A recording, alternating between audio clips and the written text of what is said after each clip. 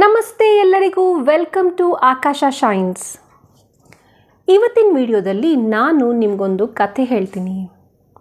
ಒಂದೂರಿನಲ್ಲಿ ಒಬ್ಬ ರಾಜ ಇದ್ದ. ಅವನಿಗೊಬ್ಬ ಮಂತ್ರಿ ಇದ್ದ. ಅವನ ಹೆಸರು ವಿಷ್ಣುಪ್ರಿಯ. ಆ ಮಂತ್ರಿಗೆ ವಯಸ್ಸಾಗಿತ್ತು. ಅವನು ರಾಜನ ತಂದೆಯವರ ಕಾಲದಿಂದ ಮಂತ್ರಿ ಆಗಿದ್ದ. ಈಗ ವಿಷ್ಣುಪ್ರಿಯ ಮಂತ್ರಿಗೆ ವಯಸ್ಸಾಗಿತ್ತು. ಹಾಗಾಗಿ ಅವನ ನಂತರ ಒಬ್ಬ ಮಂತ್ರಿನ ಆರಿಸ್ಬೇಕಾಗಿತ್ತು ರಾಜ.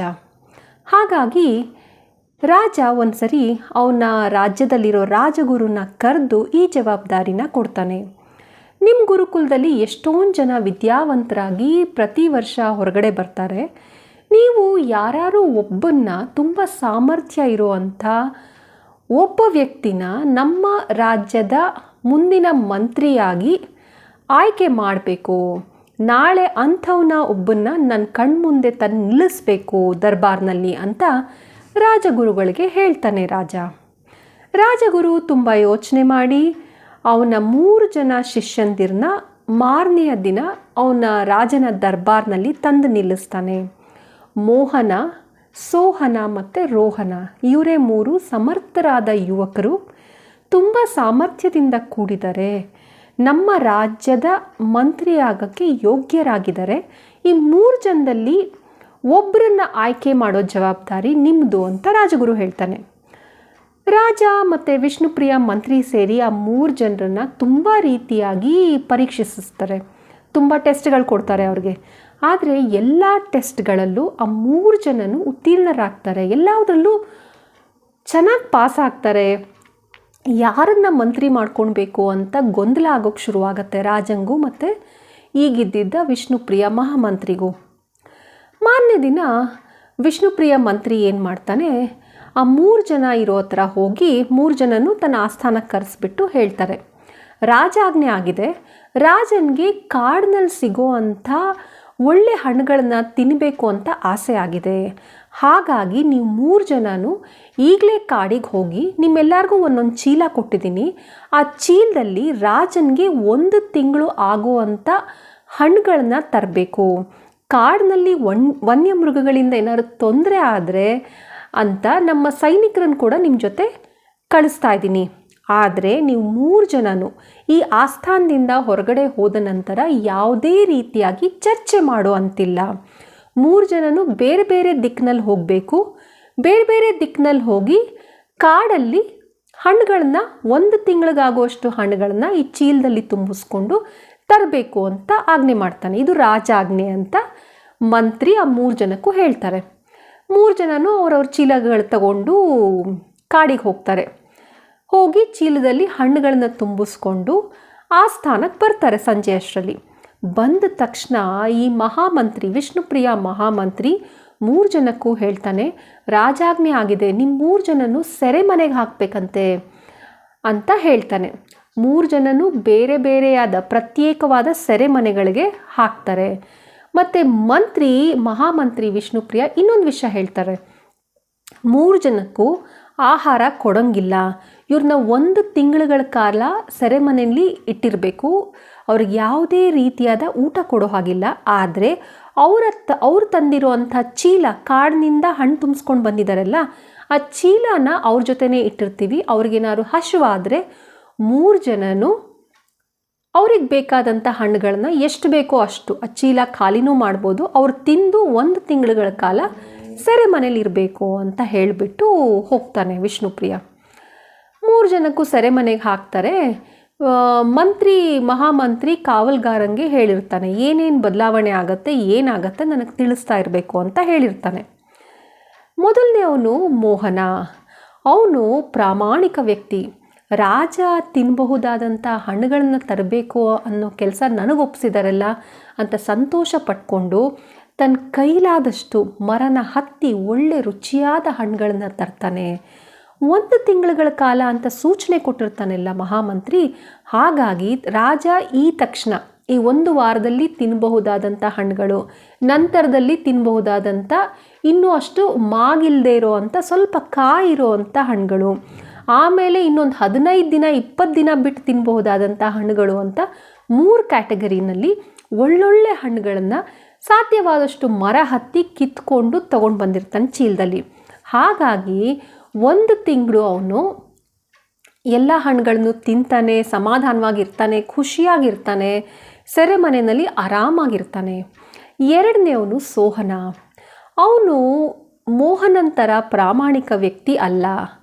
ಅವನೇನು ಮಾಡ್ತಾನೆ, ರಾಜ ಏನು ನನ್ನ ಚೀಲ ಬಿಚ್ಚಿ ಹಣ್ಣನ್ನೇನು ನೋಡ್ತಾನೆ ಒಂದೊಂದು ತಗೊಂಡು, ಅರಮನೇಲಿ ಅಷ್ಟೊಂದು ಹಣ್ಣುಗಳಿದೆ, ಇದು ಏನೋ ಪರೀಕ್ಷೆ ಇರಬೇಕು, ಸುಮ್ಮನೆ ನಾನು ತರ್ತೀನೋ ಇಲ್ವೋ, ನನ್ನ ಕೈಲಿ ಹಣ್ಣು ತರಕ್ಕೆ ಆಗುತ್ತೋ ಇಲ್ವೋ ಅಂತ ಅಂದ್ಕೊಂಡಿರ್ಬೋದು ಅಂತ ಅಂದ್ಕೊಂಡು ಅವನೇನು ಮಾಡ್ತಾನೆ, ಮರದಿಂದ ಕೆಳಗಡೆ ಉದ್ರಿರುತ್ತಲ್ಲ ಆ ಹಣ್ಣುಗಳನ್ನ ಚೀಲದಲ್ಲಿ ತುಂಬಿಸಿ, ಅದು ಕೆಲವೊಂದು ಕೊಳ್ತಿರುತ್ತೆ, ಕೆಲವೊಂದು ಹಾಳಾಗಿರುತ್ತೆ, ಅಂಥ ಹಣ್ಣುಗಳನ್ನೇ ಚೀಲದ ಕೆಳಗೆ ಹಾಕಿ ಮೇಲ್ಗಡೆ ತನ್ನ ಕೈಗೆ ಇಟ್ಕೋ ಅಂಥದ್ದು, ಮರದಿಂದ ಕೆಳಗೆ ಬಿದ್ದಿರುತ್ತೆ ಬಟ್ ಚೆನ್ನಾಗಿರೋ ಅಂಥ ಹಣ್ಣುಗಳನ್ನ ಮೇಲ್ಗಡೆ ಎಲ್ಲ ಕಾಣಿಸೋ ಥರ, ಚೀಲ ಓಪನ್ ಮಾಡಿದ ತಕ್ಷಣ ಕಾಣಿಸೋ ಹಾಗೆ ತುಂಬಿಸಿ ತಗೊಂಡು ಬಂದಿರ್ತಾನೆ. ಹಾಗಾಗಿ ಮೊದಲನೇ 1 ವಾರ ಏನೋ ಮೇಲ್ಗಡೆ ಇರೋ ಹಣ್ಣುಗಳನ್ನ ತಿನ್ಕೊಂಡು ಆರಾಮಾಗಿರ್ತಾನೆ. ಆದರೆ 2ನೇ ವಾರದಲ್ಲಿ ಸಿಕ್ಕಾಪಟ್ಟೆ ಹಶ್ವಾಗಿಬಿಡುತ್ತೆ ಅವನಿಗೆ. ತಿನ್ನಕ್ಕೆ ತಾನು ತಂದಿರೋ ಹಣ್ಣುಗಳನ್ನ ಬಿಟ್ಟು ಬೇರೆ ಏನೂ ಇರಲ್ಲ. ಆದರೆ ಚೀಲದ ಕೆಳಭಾಗದಲ್ಲಿರೋವೆಲ್ಲ ಹಾಳಾಗಿರುವಂಥ ಕೊಳ್ತಿರೋ ಅಂಥ ಹಣ್ಣುಗಳು. ಹೊಟ್ಟೆ ಹಸಿವು ತಡೆಯೋಕ್ಕಾಗದೆ ಸೋಹನ ಆ ಹಾಳಾಗಿರೋ ಹಣ್ಣುಗಳನ್ನೇ ತಿಂದು ಹೊಟ್ಟೆ ನೋವು ಬಂದು ಸೆರೆಮನೆಯಲ್ಲೇ ಒದ್ದಾಡ್ತಾ ಇರ್ತಾನೆ. ಇದನ್ನು ನೋಡಿದಂಥ ಕಾವಲ್ಗಾರ ವಿಷ್ಣುಪ್ರಿಯ ಮಂತ್ರಿಗೆ ಹೇಳ್ತಾನೆ.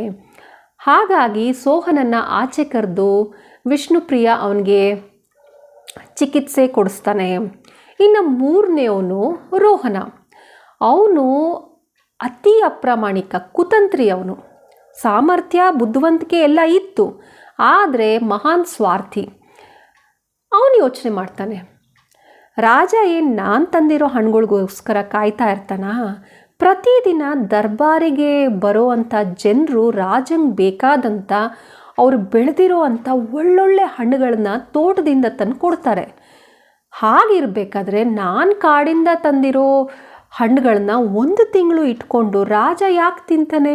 ಇದೇನೋ ಪರೀಕ್ಷೆ ಇರಬೇಕು, ನನ್ನ ಕೈಲಿ ಹಣ್ಣುಗಳನ್ನ ತರಕ್ಕೆ ಆಗುತ್ತೋ ಇಲ್ವೋ ಅನ್ನೋ ಟೆಸ್ಟ್ ಇರಬೇಕು ಅಂತ ಏನು ಮಾಡ್ತಾನೆ, ಯಾರು ಕಷ್ಟಪಡ್ತಾರೆ, ಮರ ಹತ್ತಿ ಯಾರು ಕಷ್ಟಪಡ್ತಾರೆ, ನಾನು ಯಾಕೆ ಕಷ್ಟಪಡಬೇಕು ಅಂತ ಅಂದ್ಕೊಂಡು ತನ್ನ ಚೀಲದ ಕೆಳಭಾಗದಲ್ಲೆಲ್ಲ ಕಸ, ಒಣಗಿರೋ ಎಲೆ, ಕಾಡಿನಲ್ಲಿ ಏನೇನು ಕಡ್ಡಿಗಳು, ಎಲ್ಲ ಮಣ್ಣು ಎಲ್ಲ ತುಂಬಿಸ್ತಾನೆ. ಮೇಲ್ಗಡೆ ಮಾತ್ರ ರಾಜರು ಓಪನ್ ಮಾಡಿದ ತಕ್ಷಣ ಕಾಣಿಸೋ ಹಾಗೆ ಒಳ್ಳೊಳ್ಳೆ ಹಣ್ಣುಗಳನ್ನ ಹಾಕಿ ಚೀಲ ಕಟ್ಕೊಂಡು ತಂದಿರ್ತಾನೆ.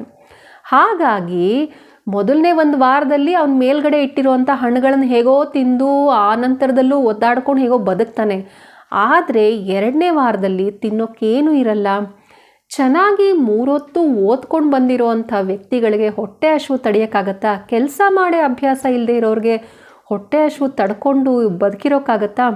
ಅವನು ನೆಲದ ಮೇಲೆ ಬಿದ್ದು ಹಶು ಅಂತ ಓದಾಡೋಕ್ಕೆ ಶುರು ಮಾಡ್ತಾನೆ. ಇದನ್ನು ನೋಡಿದಂಥ ಕಾವಲ್ಗಾರ ಅವನ್ನ ಆಚೆ ಕರೀತಾನೆ.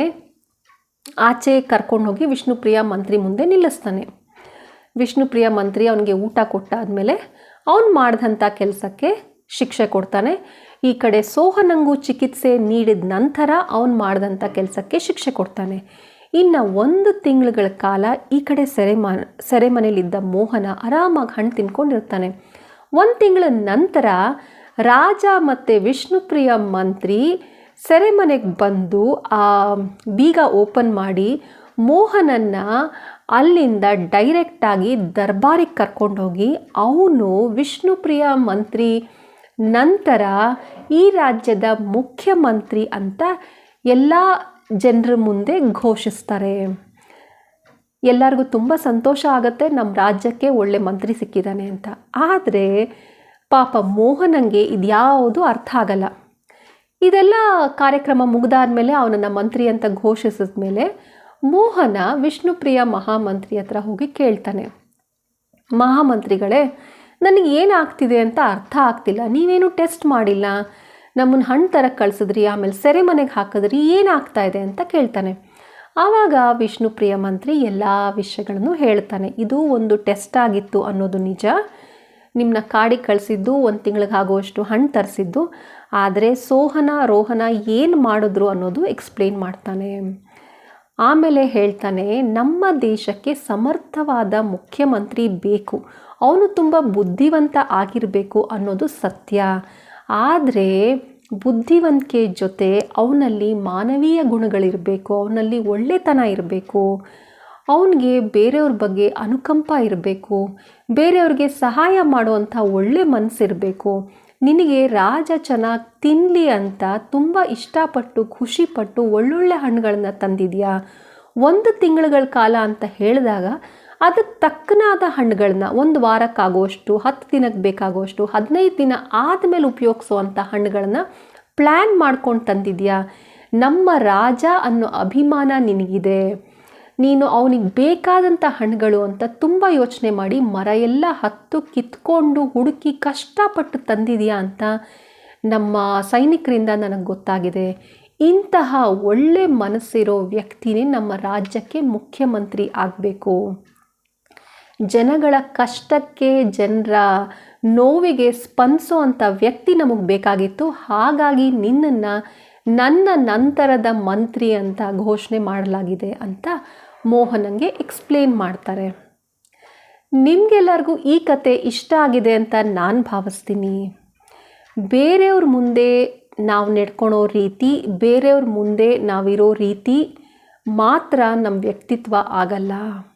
ಯಾರೂ ಇಲ್ಲದೆ ಇದ್ದಾಗ, ಯಾರೂ ನೋಡದೇ ಇದ್ದಾಗ ನಾವು ಹೇಗೆ ನಡ್ಕೋತೀವಿ, ಏನು ಮಾಡ್ತೀವಿ ಅನ್ನೋದೇ ನಮ್ಮ ನಿಜವಾದ ವ್ಯಕ್ತಿತ್ವ.